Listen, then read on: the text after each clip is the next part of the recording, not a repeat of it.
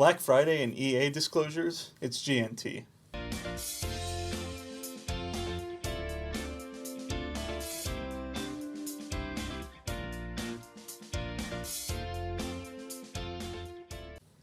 Welcome to GNT, your one-stop shop for gaming news and whatever else we want to talk about. I'm Nick. And I'm Brandon. Today we're going to start off with a leak suggesting that Telltale Games will likely release a Guardians of the Galaxy game in 2017. Their big deal with Marvel was pretty exciting. I mean, obviously, Marvel's huge right now, so right. I don't know if you can go wrong with that. Right, and their games always seem to do really well. They do a good job of telling a story, and so I think the fans will receive that very well. Yeah, and then also The Walking Dead Season 3 will be released soon. I think they're still saying November, so it should be any time now. Next up, we have some Black Friday deals coming up next week. An Oculus Rift with $100 store credit for the Oculus Store for $600. Deals on different gaming headsets, Xbox and PS4. Dark Souls 3 for $20. Xbox One S 500 gig Battlefield 1 bundle with Gears 4 and an extra controller for $250, which I thought was pretty crazy. Unreal, yeah. Then we have Titanfall 2 and Battlefield 1 for $27. Wow. Yeah. Nintendo 3DS Super Mario Edition for $100, which is pretty good. And then a bunch of, obviously, TV deals. The one was a Samsung 50-inch 4K UHD HD TV for $397. Wow. Yeah. So if you're looking for a good time to get some new electronics or get some new games, it seems like these Black Friday deals are going to be the way to go. Oh, yeah. There's a hacker convicted for stealing $16 million worth of FIFA coins, which I was blown away. I didn't know that FIFA coins were that big. But they made a software which logged thousands of FIFA matches within seconds. And then they sold them on the black market for over $16 million, where I guess you can buy them pretty cheap. So it just, thought it was crazy that there was even a market for that stuff on the black market. Well, apparently they saw where they were going for what they thought could be a profit, and it must not have taken too much effort to do that software for them. And, you know, if you can make $16 million off of creating some software for a video game, you know, more power to you. Yeah, I think that's, I think there's a lot more of that type of stuff on the black market. Usually black market, you think like drugs or guns, but I think softwares and, you know, anything like that is becoming bigger. Well, anyway, for somebody to get ahead for doing less work, you know, people always pay money. And it's like the gold sellers in World of Warcraft. I mean, there's a whole Chinese market driven behind people laboring hours a day to make gold in World of Warcraft so they could sell it.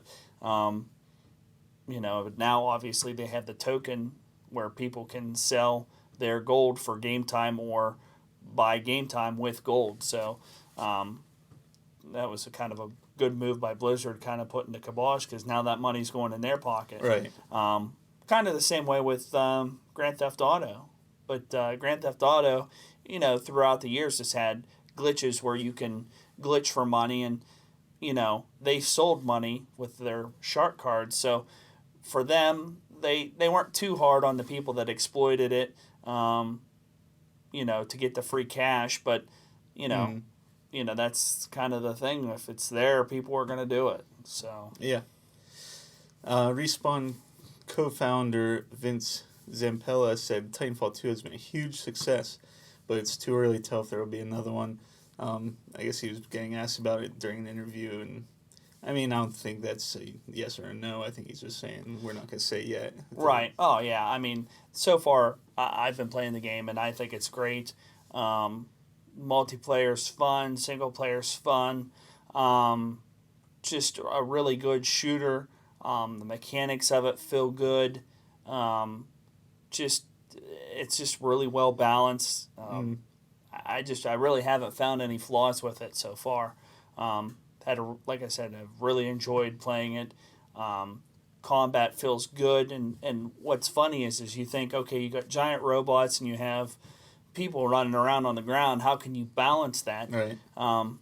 But they found a good happy medium, and there's a lot of times there'll be Titans running around, and I'll feel comfortable being out there as a pilot, with my anti-Titan weapon, waiting for the right time to call my Titan in myself. So it just offers a lot of variety in gameplay, and that's balanced. It's just at no point do you feel somebody's got an advantage over you because you've got the means of taking them out as well. Right. Because if not, everyone would just be in their Titans all the time. Right. Right. Yeah. Yeah. Which it's funny. The Titans are fun to pilot, but if you don't use them right, you can go down pretty quickly, and it's just one of those things where like I said, it's all about balance, and I don't think there's any class. All the classes have their strengths. All the Titans have their strengths and weaknesses, and so it's just very well balanced because it's just I don't see anybody not using any particular mech. I've seen every mech being played. I've seen every class being played. It's all what suits your play style, and it's to the point where if you like something, it's not weak, it's balanced. So if you like doing something, you can jump in and play it and have fun and not feel like you're compromising because you like that class or you like that feature, which is really cool. Really cool, because the problem is you have like your Call of Duties and your other games where if you don't use a certain weapon or a certain class, then you're kind of back of the pack. Whereas with this, I've never seen anybody run away with one sort of class or, like I said, one Titan. So, like I said, the balance is crazy good on that. We have a release date for Super Mario Run, which we talked about. It's going to be a Mario game on phones and tablets. For iOS, it will be released on December 15th. It will be released on Android, but I don't think they've given a date for that yet. And then we have EA creating disclosure rules for streamers and, quote, influencers with a watermark or hashtag. Basically what they're doing is gamers who have been invited to play the game, like at events or if they send them a game, they said to put, it says supported by and then the EA logo in the video, or in the description you can put a hashtag. If it's an ad created directly by EA, it will say advertisement and then the EA logo. And it's just, they said it was a way for EA to create transparency with gamers. So if they're sponsoring, a YouTuber is being sponsored by EA to play the game, you'll know it'll say, supported by EA, which I think is cool. That way and if a gamer doesn't have any logos and is playing the game, they're giving their honest opinion. They have no influence by EA at all. Right. Well, a lot of times in those streamer videos, obviously, if you're playing the game weeks before it comes out, we know you've got an early copy via the publisher. But I do think that's a good way of them showing, hey, listen, these people we've sent copies to, obviously they like our game, so take that in mind whenever you're listening to their opinion. Mm-hmm. And then the people without that tag that are giving their genuine opinion, you have to take their opinion with a grain of salt because they could be pissed that they didn't get an early copy. So it's kind of a catch-22. Yeah. Usually in the gaming community, you're going to get your honest opinions. You're going to be able to look at a game and tell if it's your cup of tea or not, or and you're not just going to take the word of one single streamer. You might, I would hope that you would do a little homework and, do some research and see a few different opinions before you make the conclusion yourself. Mm-hmm. Yeah.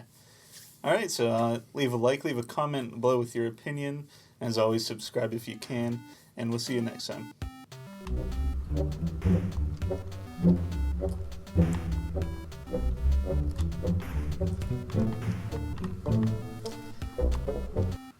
There you go.